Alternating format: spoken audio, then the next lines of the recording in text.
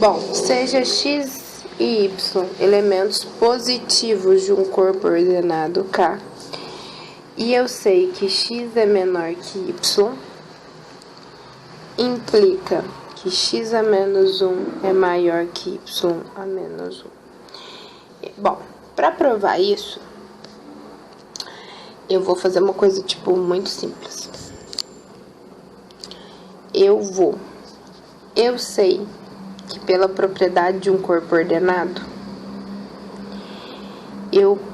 se eu multiplicar, eu posso multiplicar ambos os lados da igualdade, certo? Já que os dois são positivos, sem trocar o sinal da desigualdade. Isso é interessante você escrever numa justificativa. Vou multiplicar ambos os lados da igualdade por x elevado a menos 1 e por y elevado a menos 1, que são os inversos multiplicativos de x e y, já que, se eles pertencem a um corpo ordenado K, uma das propriedades do corpo ordenado é que para todo Kzinho pertencente, ou não vamos pôr K não, para todo Czinho pertencente ao corpo ordenado K, Czinho vezes C menos 1 é igual a 1. Ou seja, para todo C pertencente a K, existe um inverso multiplicativo. Como ambos são positivos, eu posso fazer essa multiplicação na desigualdade, tá? Porque não é em qualquer lugar que eu posso fazer isso. Bom, isso daqui dá 1. Por outra propriedade de corpo ordenado, eu posso multiplicar na sequência que eu quiser, certo? Então, eu vou multiplicar esse vezes esse, que vai dar 1. É interessante que, se for numa prova, por exemplo, você coloque isso aqui na ordem primeiro, tipo, y vezes y menos 1 vezes x a menos 1. E por uma outra propriedade, 1 é elemento neutro. Então, y a menos 1 é menor que x a menos 1. Provei, tá? Então, é interessante você ir ressaltando as propriedades que faz com que você possa provar tudo isso, tá? Sempre escrevendo, dado a propriedade de que 1 é um elemento neutro, né? Porque se é um corpo ordenado, se é um corpo, né? Ele precisa ter um elemento neutro e blá blá blá. E eu também preciso provar que, dado que x é maior que 0, isso vai implicar que x menos 1 é maior que 0. Aí você vai falar, como assim?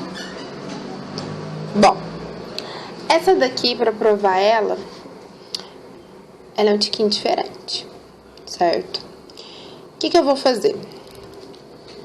Eu vou multiplicar ambos os lados da minha igualdade por x a menos 1. Então, vai ficar x vezes x a menos 1, 0 vezes x a menos 1. Lembrando que eu posso fazer isso porque x é positivo. Bom, isso aqui dá 1.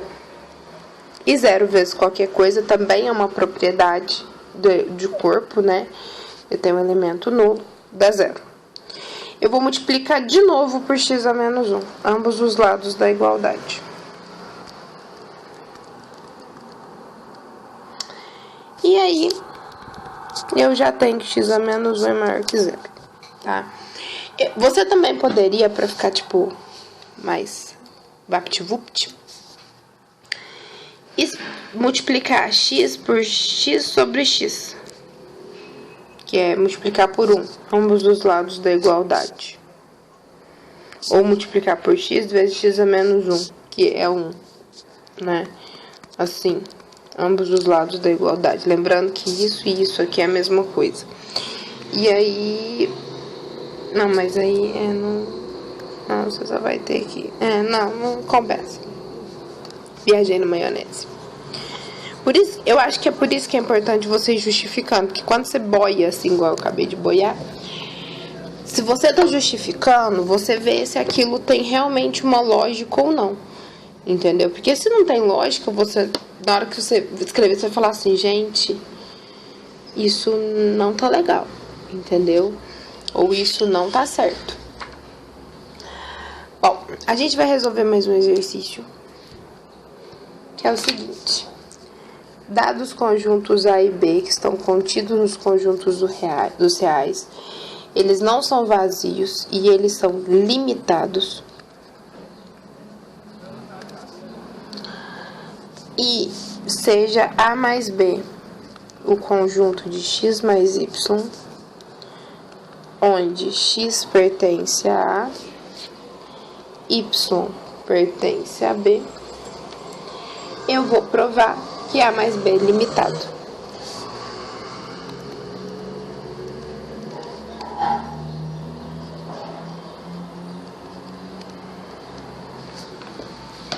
Bom, provar isso é um pouquinho complicado, certo? Bom, aqui não falou como esses conjuntos são limitados, certo? Então, a minha primeira hipótese vai ser que eles são limitados superiormente. Se eles são limitados superiormente, eles têm um supremo. O supremo é a menor das cotas superiores, tá? Então, tipo, é o menor elemento que eu posso delimitar o meu conjunto A. Então, imagina que essa aqui é a reta dos reais. O supremo é aquele último elemento ali do meu conjunto A. Certo? Então, o que acontece? Se eu pego o maior elemento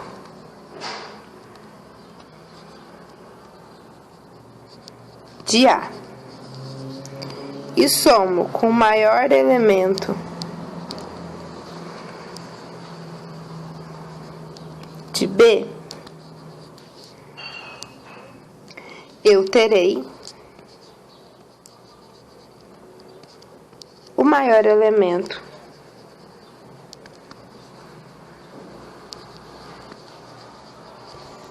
de A mais B, né, que é o conjunto. Bom, por quê?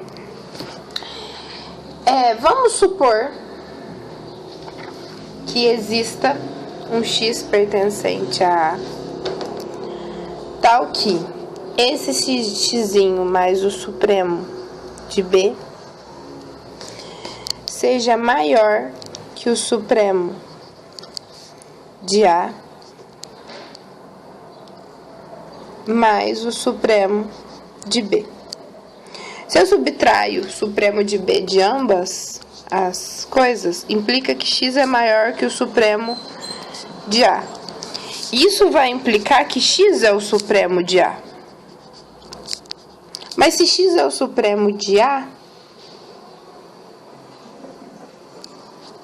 x é igual a supremo de A, eu tenho uma igualdade aqui, e não uma relação de maior que ou menor que, tá?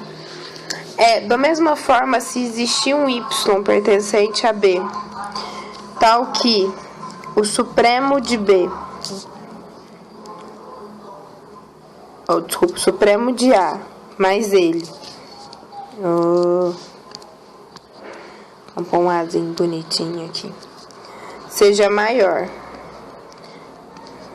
que o supremo de A mais o supremo de B, se eu subtrair o supremo de A de ambos os lados da desigualdade, eu vou ter que y é maior que o supremo de B. Implicando que já que y pertence a B e supremo é a menor das cotas superiores, o y tem que ser o supremo de B. Ou então o supremo de B não é o supremo de B, já que ele é o limite superior. Ele é o topzão lá, entendeu? Então, assim,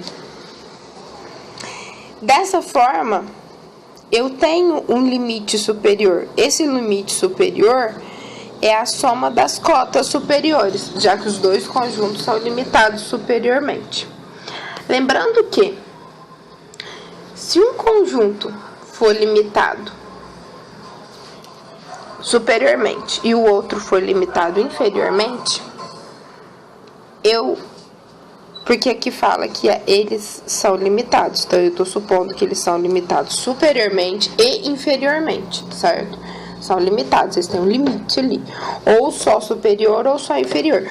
Na verdade, quando eu provo que se eles são limitados superiormente, existe uma cota superior, e se eu provar que se eles são limitados inferiormente, existe uma cota inferior na soma de A e B, obviamente eu vou provar que se eles são limitados tanto inferiormente quanto superiormente, eu vou ter limitação do mesmo jeito. Mas o mais interessante é que se um for limitado superiormente e outro inferiormente, eu não tenho limite. Os dois têm que ser limitados superiormente ou os dois limitados inferiormente, para que eu possa provar que quando eu somo os dois conjuntos, existe uma limitação para esse novo conjunto. Vou chamar ele de conjunto C, que é a soma de A mais B, tá? Por quê? Porque se eu não tenho supremo, por exemplo, no conjunto A, ele é infinito, eu não tenho como ter um supremo na soma, porque a soma dos conjuntos é pegar tipo, um elemento super de X, que é infinito. Então, eu vou somando infinitamente. E eu posso fazer isso pela boa ordenação, né? Tem uma propriedade que chama boa ordem. Então, o que acontece? Eu sempre vai existir, se o conjunto A não é limitado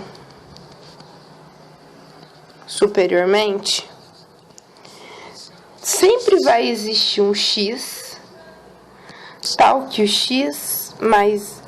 Sempre vai existir um X maior que o X1, tal que esse X mais Y vai ser maior que o X1 mais Y, certo? E aí eu não vou ter limite superiormente. Se o B, por exemplo, não fosse limitado inferiormente, então sempre vai existir um Y menor que Y1, tal que quando eu somo, lembrando que esse Y, que é o mesmo elemento, é um elemento único do B, e Y pertencente a B. Então, aí o que vai acontecer? Sempre vai existir um Y mais X, que vai ser menor que um Y1 mais X, onde X pertence a A. Então, se A não é limitado superiormente, B não é limitado inferiormente, eu não tenho limite nem para cima, nem para baixo de A mais B, certo? Mas, se o A é limitado superiormente e o B também, vai existir um limite ali, tá? O interessante é o seguinte, vamos supor que A e B são limitados superiormente e sejam infinitos inferiormente, eles não têm limite inferior. Então, a soma de A mais B, ela vai ter um limite superior, mas ela não vai ter um limite inferior, por causa disso aqui que eu acabei de falar. Eu sempre vou achar alguém mais embaixo, tá? O princípio da boa ordem é interessante você saber enunciar e usar ele por causa disso. Bom, para provar do ínfimo, você vai usar a mesma lógica. Você vai chamar de 2. E se os dois forem limitados inferiormente, quer dizer que existe um ínfimo, que é a maior das cotas superiores. Só que aí, agora, a gente vai provar assim, ó. Deixa eu aumentar minha borracha. Não era para limpar tudo. Só aumentar a borracha. Então, eu tô querendo dizer que